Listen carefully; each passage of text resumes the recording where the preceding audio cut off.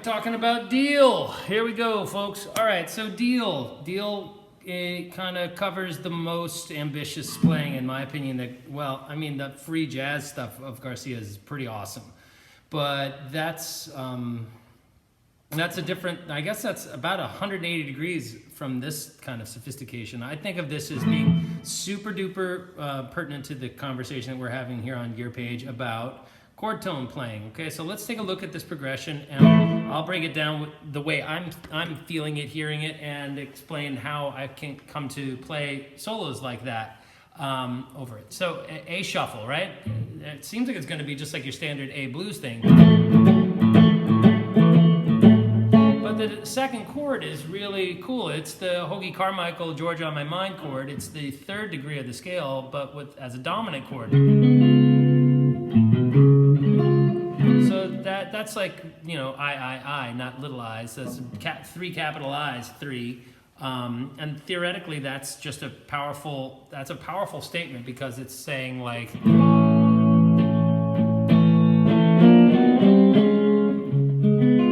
right? So we've taken the fifth degree of the home chord, and now we're bringing it up, and then we go chromatically. We come up to that F sharp, so we're coming E, F, and F sharp, right? So I play off of that quite a bit. I was doing something, I think, like, so that's that E, and then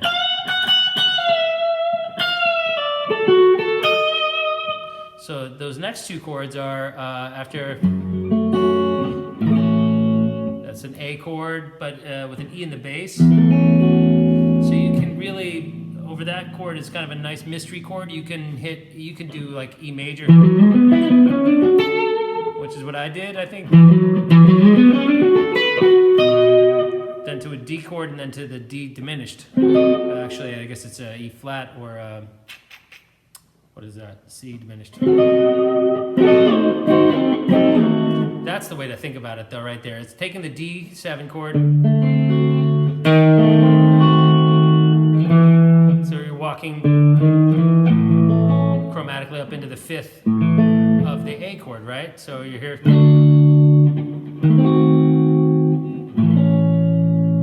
Then we go do the ba ba da da. And so kind of that's the sixth degree of the scale, but again, we're using it as a secondary dominant. This is all these kind of non chord tones, right? This A major doesnn't have F sharp dominant 7 in it.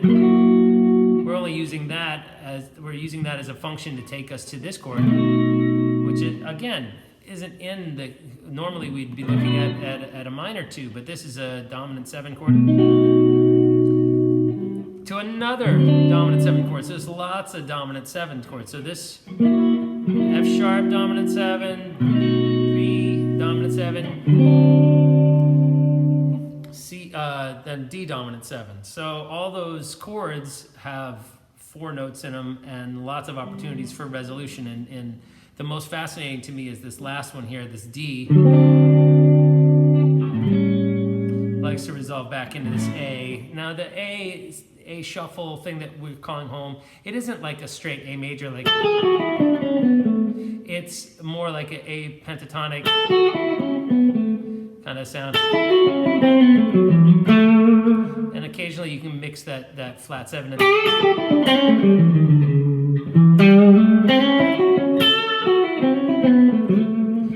kind of Garcia's bread and butter, is that major pentatonic where you slide into the 3 and fall away from the flat 3 into the 2. Those are kind of his, some hallmark voicings of his. So any chord that kind of comes into that 3rd of the home key for him, it's just like, that's just a nice slow, you know, pitch right over the center of the plate for him. So that D7, to go back, that D7 chord resolves in 2 directions into the 3rd of the A, right? It comes from beneath by 1 semitone, C into C sharp, the C being the dominant, the flatted 7th of the D chord, and, you know, the D is 1 semitone above it. So you have semitonic resolution in 2 directions. You get,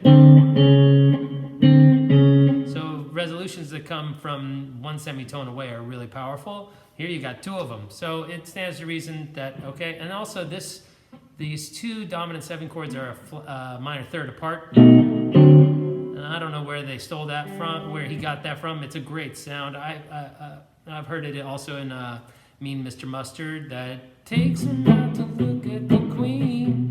Only place it is ever been. Right, very interesting sound, but we're taking dominant 7 chords and moving them minor 3rds. And, you know, inherent in the structure of a dominant 7 chord is all kinds of diminished tonalities, and minor 3rds are what diminished chords are made up of. So you get a lot of complex, tense, you know, this kind of almost resolved kind of energy, this nearly diminished and sound that's happening. And then finally, we come back to this very consonant, sonorous kind of, back to the Carmichael chord. Again, descending F sharp, D diminished, and then arguably the most boring conceptually of the whole composition is the chorus, which is just A, G, and D.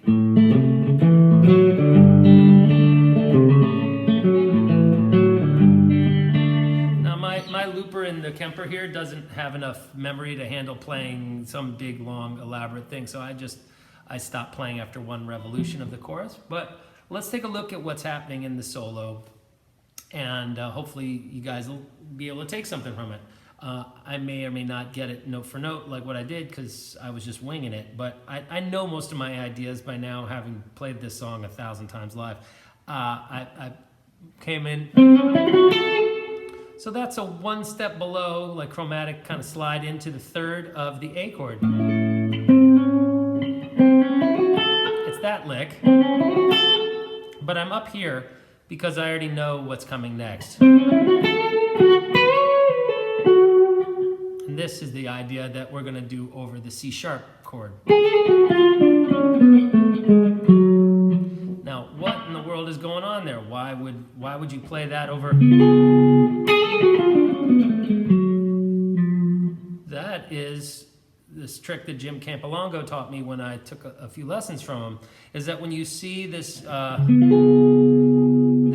this change from here to this, that you can bust out this chord's harmonic minor. Don't think about it like a dominant, like a minor 7. For the chord before it, you're going to ultimately end up being there, but if you play the harmonic minor of that chord over this chord, when you finally get to this chord, it sounds totally awesome.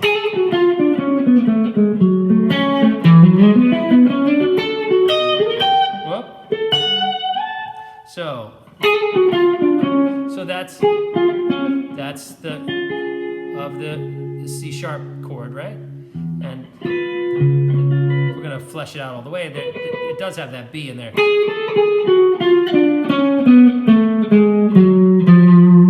Right, so there's some kind of heavy stuff there. All right, and that leads us into the F sharp. That's a straight up arpeggio.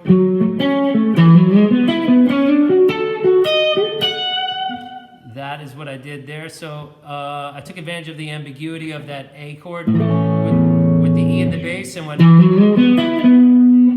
which kind of sounds nice over the A, because it extends the, kind of makes it small like a 9, but it's really just an E.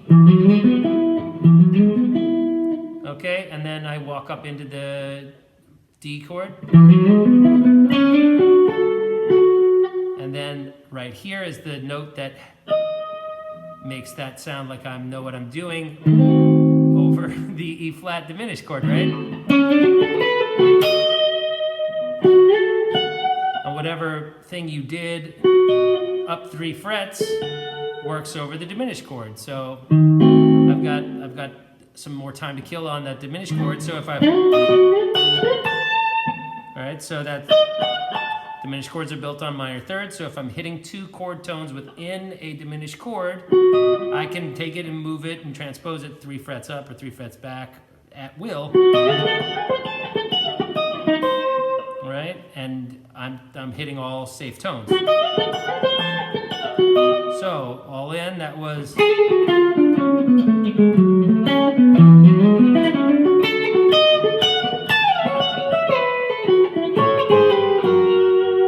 So that was A.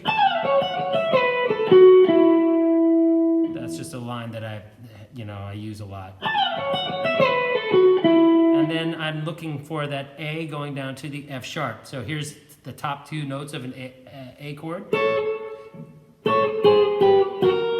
So that would just be like going, or,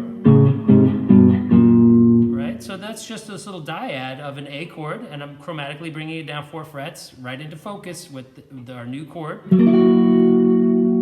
So it's going to sound good. That's the F sharp dominant chord. Then we're going to a B dominant, and then a D dominant. So what did I do? I think I did like a...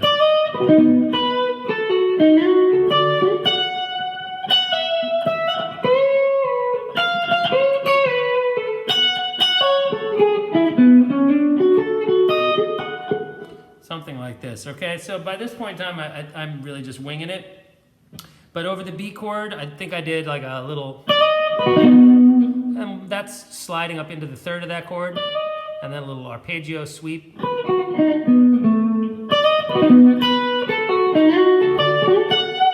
That's a D. Right? So, and then we probably had a diminished chord in there. All right, or maybe there was, oh, sorry, there's still the one more Carmichael, like A to C sharp. So there was, so that's A, C sharp, right? And then we're looking for F sharp, D, diminished. And then we've got A, G, and D. So I don't know what I played. I probably did.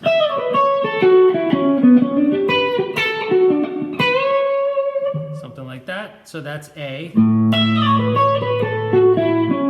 G, D,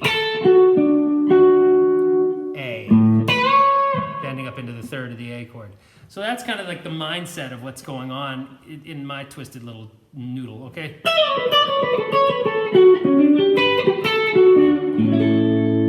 So you have to have your brain thinking like, I'm playing this kind of A chord for this amount of time, and then I got to find a way to connect it artfully into this next thing, and then into this next thing, into this next thing. And that's why it presents,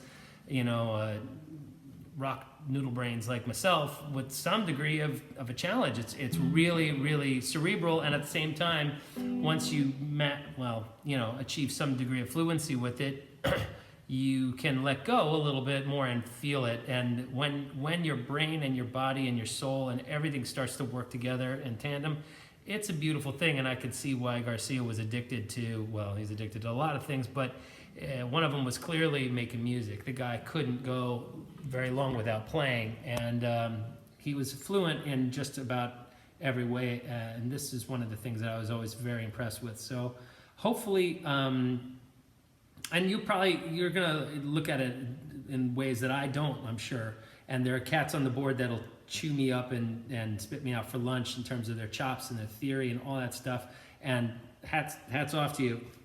But that's how I look at it, And if you want to continue the dialogue, either privately or here in the thread, I look forward to continuing to respectfully offer my opinion and share what I think about Garcia's approach. I think he's a fascinating guitarist and offers a ton of great stuff. So signing off from Brooklyn, everybody stay happy, healthy, active, and keep picking, keep grinning, and soon hopefully we'll be out of the woods, okay?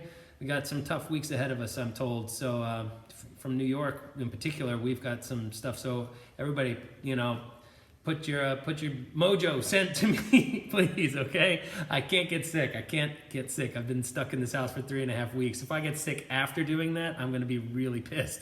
So, all right, take care, peace, love, happiness, and keep playing. Cheers.